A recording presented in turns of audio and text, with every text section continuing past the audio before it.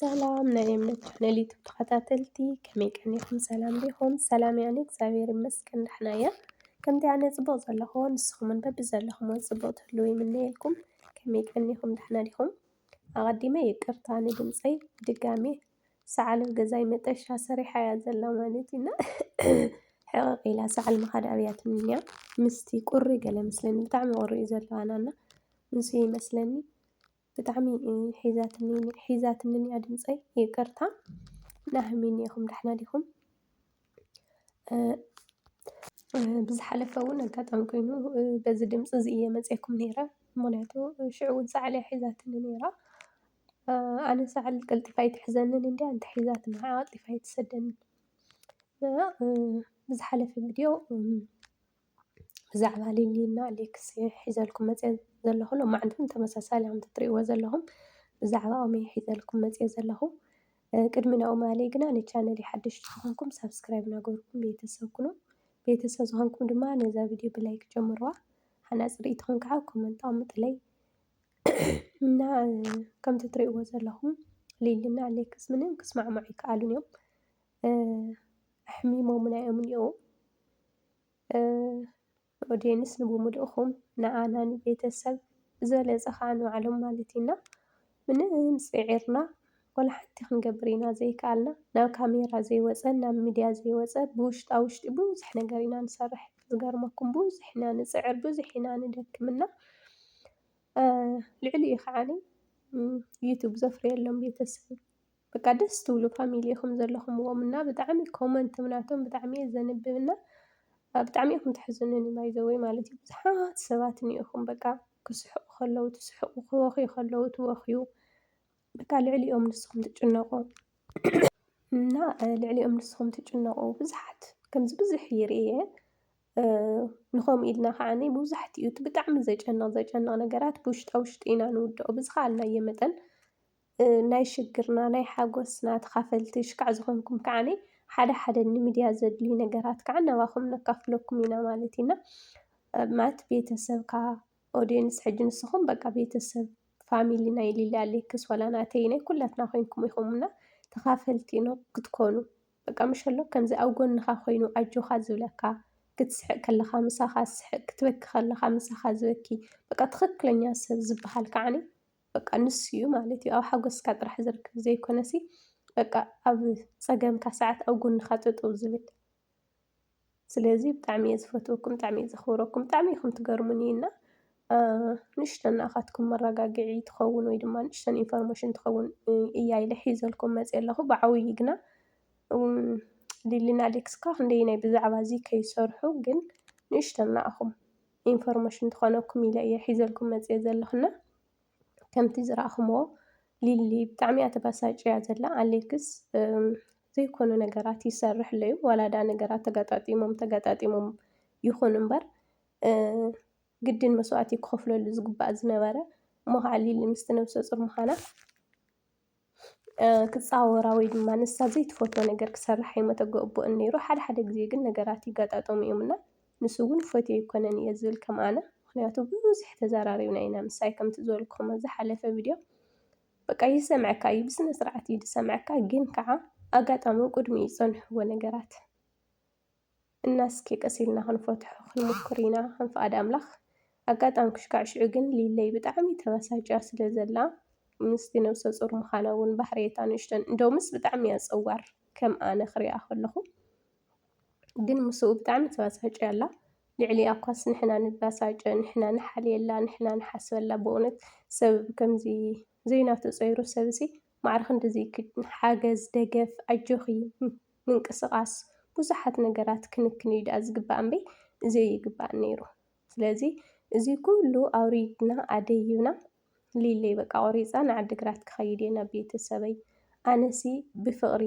ክነብር ሓዳሽ መርዓት ሓደሽቲ መርዑሲ ከመይ ገይረ በይኑ ክሰዶ ኢለ እየ ነዲስ ኣበባ ምስኡ መፅአ ትረፊ ተባሂለ ኣብየ እምበር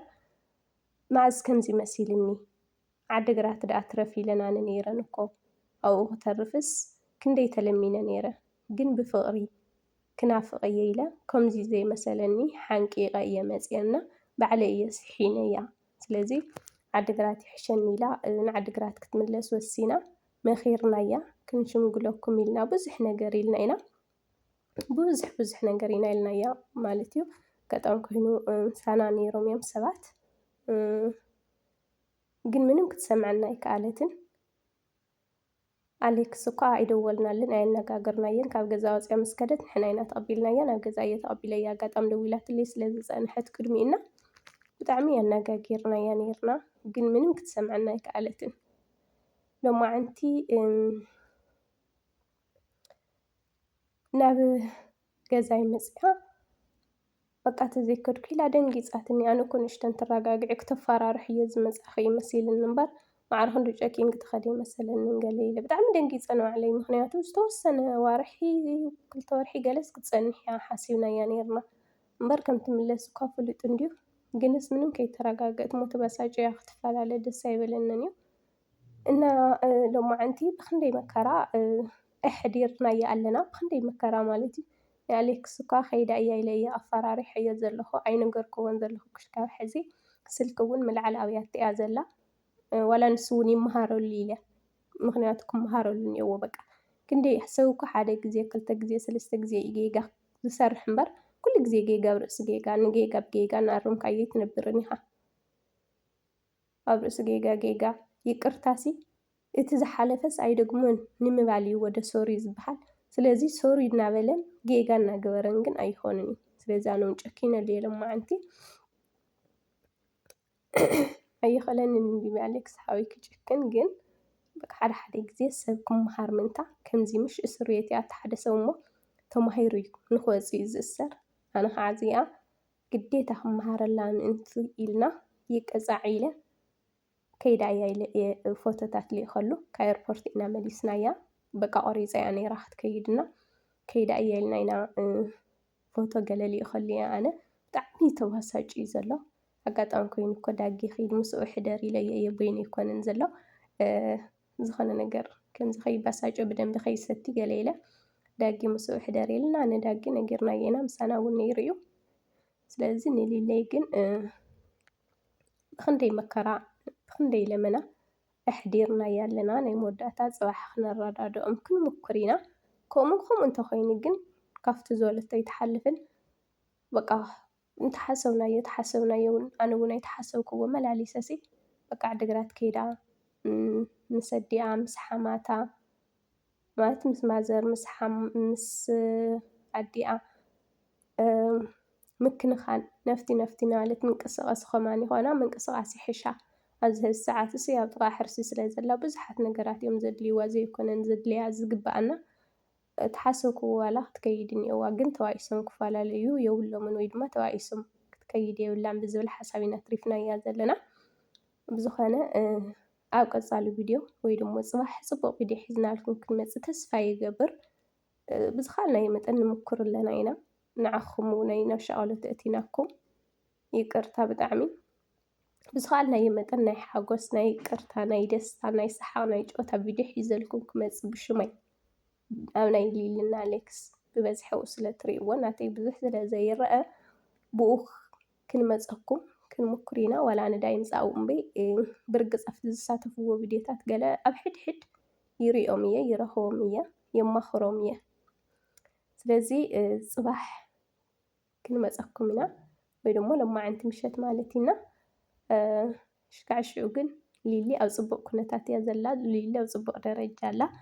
ማለተይ ፅቡቅ ኩነታት ኣላ ኣብቲ ናቶም ቪድዮ ሪኢኹም ብጣዕሚ ተሻቒልኩም ነይርኩም ወፂኣ ከይዳ ገለና ብጣዕሚ ዝተሻቐልኩም ነይርኩም ቴንኪዩ ስለቲ ኩሉ ነገር ግን ሊለይ ኣብ ፅቡቅ ደረጃ ኣላ ኣብ ፅቡቅ ኩነታት እያ ዘላ ኣይትሻቐሉ ብፅቡቅ ቪድዮ ክንመፀኩም ኢና ክሽካብ ንምለሰኩም ሰሰናይ ንዓኹም ብሩኽ መዓልቲ ባይ ባይ ቴንኪዩ። ሳብስክራይብ ላይክ ምግባር ኣይትረስዑ ኢኹም ይፈትወኩም እየ።